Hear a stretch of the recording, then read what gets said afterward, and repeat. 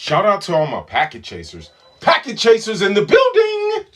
Appreciate you all for pulling up today.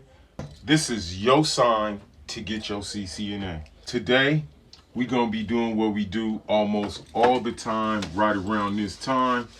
Is we're going to be working on our 6-question whiteboard session. Routing from a packet's perspective. All right, first off, we got PC 192.168.1.10, stroke 24. Gateway, it's going to be 192.168.1.1. Server, it's going to be 172.16.5.20, stroke 16. So we're going to go through the packet flow step by step for this. The first thing that's going to happen is the PC is going to check for the destination IP. What it's going to ask is 172.16.5.20 in my subnet? Next is going to be like stroke 24 is not equal to stroke 16 is not equal to stroke 16. So that means it's in a remote network. The PC needs a MAC address to bind to.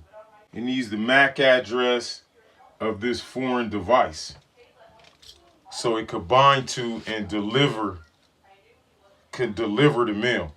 So who gets the frame? Who gets the frame? Not the server, the gateway.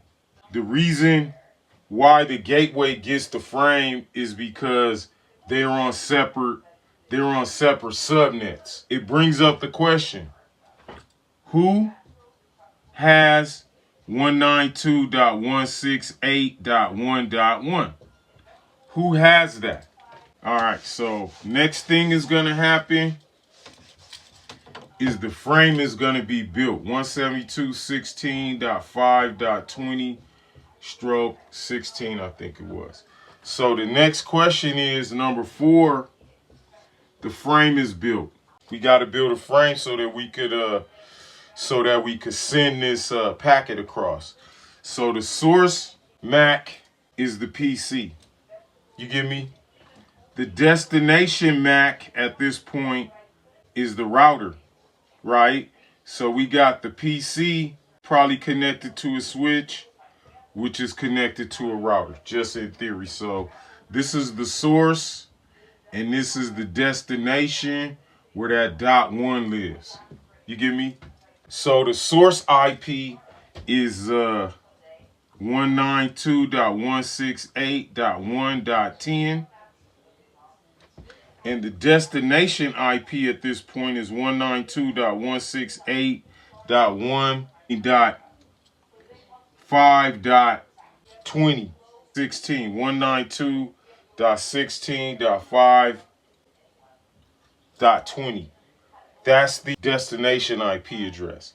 So this is how we build the frame. The frame is built at this point. Next thing we're going to do is we're going to talk about switch behavior. So the first thing that's going to do is the switch is going to learn the PC's MAC address and is going to forward that frame to the router for further processing. Number 6, the router is going to receive destination MAC matches. It's going to strip the L2 header. We talked about this before making a routing decision. Number 3 is going to look up the destination IP address. It's going to look up the destination IP address. Now the packet is at the router, so a new frame has to be built. The 7th step is a new frame is built. Source MAC is going to be the router. Destination MAC going to be next hop. Source IP 192.168.1.10. Destination IP is going to be 172.16.5.20. One thing about what's truly what we're trying to emphasize here is number one, IPs, they stay loyal. IPs stay loyal. Mac addies they change outfits. IPs stay loyal. Mac addresses change outfit. I appreciate you all for coming through today and checking out the video. I say this each and every time we get into these sessions. You must study each and every day to get your CCNA. Shout out to all my packet chasers. Packet chasers in the building.